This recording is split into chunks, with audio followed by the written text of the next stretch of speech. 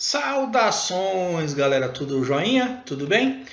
Hoje nós vamos falar do livro de Júlio César Melo e Souza. Vamos falar do livro As Grandes Fantasias da Matemática. Esse livro tem 348 páginas, ele pesa 560 gramas, está custando no mercado aí entre 50 e 350 reais. Esse livro foi publicado em 1945 pela editora Getúlio Costa. Sua capa traz como autor Melo e Souza, é o professor Júlio de Melo e Souza, que assinava também com o pseudônimo de Malbataan. Como no seu índice geral, mostra lá no final do livro, no índice geral dele, ele dividiu o livro em 6 capítulos. O capítulo 1 trata da matemática em seus diversos aspectos. Ele traz textos como o valor e a importância da matemática, ele traz textos sobre o simbolismo matemático, matemática educativa, fala sobre o valor filosófico da matemática, a técnica da matemática, ou seja, as técnicas de ensino de matemática também, a matemática e a relação com outras ciências, faz uma reflexão sobre a importância e conceitos matemáticos. São textos simples, envolventes. Nesse capítulo ele traz uma história que o matemático foi morto pelo czar Ivan o Terrível por ter determinado corretamente a quantidade de tijolos de uma obra. É uma história conhecida, né? Ele traz também uma outra história dizendo que um matemático criou uma tábua náutica com vários cálculos matemáticos, centenas de cálculos matemáticos em 1816, e entre esses cálculos ele errou, fez um erro. Ele tinha lá um valor de 0,7134 para ser colocado, e ele colocou algo parecido como 0,7164. Um erro muito pequeno, que não representava muita diferença.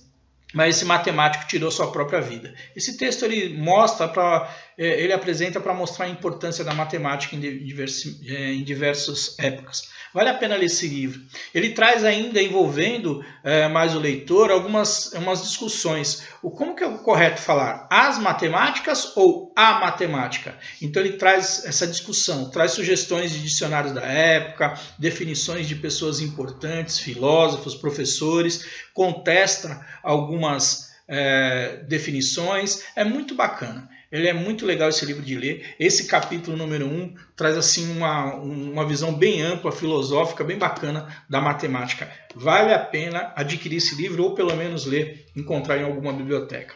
No capítulo 2 desse livro, você está trazendo para a gente a geometria do sobrenatural. Ele discorre sobre as definições geométricas, né, de o que é ponto, o que é linha, plano, fala de espaços de terceira e quarta dimensões. Ele faz definições bem criteriosas sobre esses conceitos. E ainda ele trata de nomenclaturas usadas para essas novidades para a época, né? No capítulo 3, ele traz um título, começa com o caminho do cão de caça. Nesse capítulo, Júlio César de Melo e Souza traz definições sobre a reta. Ele traz definições e é bem legal porque ele traz definições e conceitos que ele rejeita e apresenta de forma bem didática, mostrando outras citações de pessoas famosas, rebatendo citações de outras pessoas, colocando por terra algumas citações, algumas definições. E ainda traz questionamentos importantes, né? Que tem uma definição corrente, diz que a reta é a menor distância entre dois pontos. Você acha que essa definição pode definir o que é uma reta? Você concorda que essa é uma definição correta para uma reta? Pense um pouco. No capítulo 4, já na anatomia do infinito, ele traz a discussão sobre o infinito. Aí ele traz uma breve biografia sobre George Ferdinando Luiz Cantor, ou Cantor, né, que lançou uma teoria que hoje é nomeada como teoria dos conjuntos. Essa teoria dos conjuntos, lançada por Cantor, ela ampliou muito o conceito de finito e infinito que se tinha na época, e é o que a gente trabalha hoje, é muito interessante. E ele traz nesse capítulo específico uma coisa que eu achei interessante, que são os números googlescos. É isso mesmo. Os números googlescos não são os números tirados de uma pesquisa do site lá de buscas do Google, não. O nome Google, que deu origem à empresa Google, ou site de busca Google, ele é um número. Ele é um número criado pelo Dr. Edward Kensington e nada mais é do que 10 elevado à centésima potência. É um número gigantesco que é chamado de Google. Né? Imagine só, esse livro foi publicado em 1945. Né? Esse é o capítulo desse livro aí, o capítulo 4, onde ele traz mais fórmulas e conceitos de maneiras mais formal. O restante é mais tranquilo, mas aí ele dá uma puxadinha, mas assim mesmo nada de absurdo. Não é um livro com técnicas matemáticas. No capítulo 5, ele já traz a ideia de número. Nesse capítulo ele traz definições do que é número, noção de números, definições de pluralidade de número, como definir um número, e ele traz vários pensamentos e definições do que é um número através dos tempos, citando várias pessoas. Ele traz Aristóteles, que dizia que o número é um movimento acelerado ou retardado. Já para Kant, o número pode ser também definido como uma adição sucessiva de unidades. Euclides dizia que o número é um composto da unidade. Condorcet já decretava que o número é uma coleção de unidades. Newton, por sua vez, definiu que o número é a relação entre a quantidade e a unidade.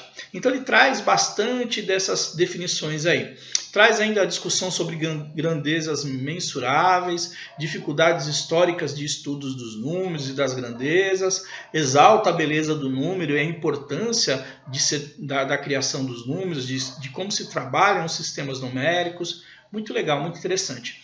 Já no capítulo 6, ele fala sobre problemas que eram antigos, que atormentaram muitas pessoas. Por exemplo, a quadratura do ciclo.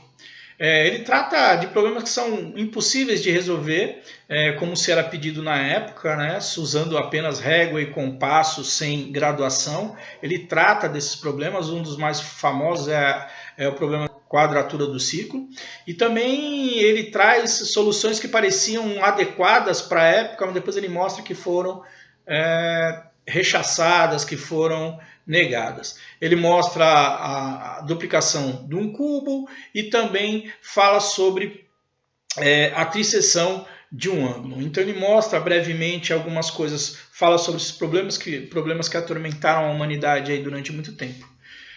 Então são coisas que a gente encontra nesse livro, as grandes fantasias da matemática, um livro realmente fantástico, que realmente quem estuda, é legal você já ter um pouquinho de conhecimento, já ter visto alguma coisa sobre matemática, que você vai rever muita coisa e falar, nossa, surgiu daqui, então isso, e é muito interessante esse livro aqui, aconselho todos lerem.